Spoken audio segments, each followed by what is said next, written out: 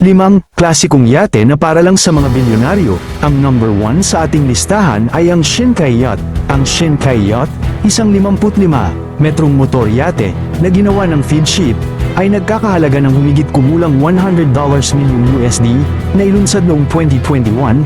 Ang yate na ito na pang-eksplorasyon ay ginawa para sa bilyonaryong si Eric Whittock at may kasamang U-Boat Works submersible na kayang magsakay ng 3 tao. Ginawa ng feed ship, ang haba, 55 metro, 181 talampakan. Pangalawa, sa ating listahan ay ang Quantum of Solace. Ito ay isang super yacht, motor yacht. Ang karaniwang haba nito ay nasa humigit kumulang 72 metro, 236 na talampakan. Ang yate na ito ay ginawa ng Turquoise Yachts, isang kilalang tagagawa ng mga super yacht sa Turkey, na ilunsad ito noong taon 2012. Kilala ito sa eleganteng disenyo at malalaking espasyo sa loob at labas. Ang Quantum of Solace ay isang uri ng luxury super yacht na idinisenyo para sa komportable at marangyang paglalayag.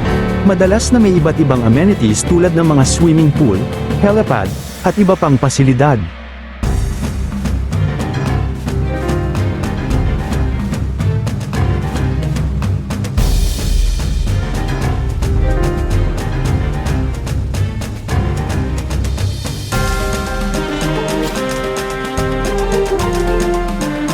The 3 Super Yacht EJA. Isang luxury super yacht na pag-aari ng bilyonaryong si James Packer. Narito ang ilang detalye tungkol sa yate na ito. Ang yating ito ay ang EJA. Isa itong super yacht, motor yacht. Ang haba ay 108 metro, 354 na talampakan. Ginawa ng Benetti. Taon ng pagkakagawa, 2019. Mayroon itong malaking swimming pool, helipad, sinihan, gym, at iba pang luxury amenities. Ang exterior at interior ay dinisenyo ni RWD, Redmond Whiteley Dixon, at Benetti Interior Design. Ang EJA ay isa sa mga pinakamalaking yate na ginawa ng Benetti, at kilala sa kanyang modernong disenyo at marangyang mga pasilidad. Dinisenyo para sa mahabang paglalakbay sa iba't ibang karagatan, may kakayahang dumaan sa malalayong destinasyon, marangyang tirahan, kayang tumanggap ng maraming bisita sa mga mararangyang cabin, mayroong mga suite para sa may-ari at mahalagang panauhin. Sa pangkalahatan, ang yate na ito ay isang floating resort na nagbibigay ng mga mararangyang tirahan, mga opsyon sa libangan, at ang kakayahang maglakbay sa mga eksklusibong lokasyon sa estilo at ginhawa.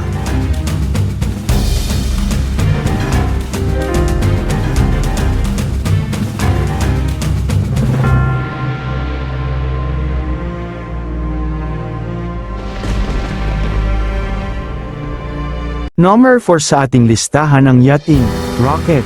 Ang Rocket ay isang sleek at modernong yate na may itim na exterior, na nagbibigay dito ng kakaiba at eleganteng hitsura. Ito ay kilala sa kanyang mataas na performance at mga luxury amenities. Ang Rocket, na may habang 37.31 metro at gawa ng Numarine, ay may charter rates na naglalaro sa $175,000 United States dollars hanggang $195,000 United States dollars kada linggo. Dagdag pa ang mga gastusin, ang eksaktong presyo ay depende sa season, tag-init o taglamig, at destinasyon. Ang super yacht na Rocket ay dating pagmamay-ari ni Jimmy John Liatod, ang bilyonaryong entrepreneur na nagtatag ng Jimmy John Sandwich franchise. Ipinagbili ni Liatod ang yate noong Hunyo taong 2023 sa isang kumpanya ng charter na nakabase sa Monaco.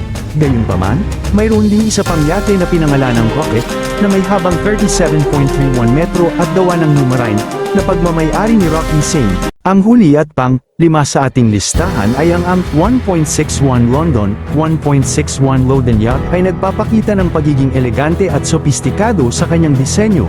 Uri, super yacht disenyo. Ang yate ay may sleek at modernong disenyo, mga tampok, swimming pool sa likuran, helipad sa harap, malaking lounge area. Ang 1.61 London ay isang interior design house at property development company, hindi isang yate na ibinebenta. Gayunpaman, mayroon silang isang 350 feet luxury yacht na dinisenyo nila.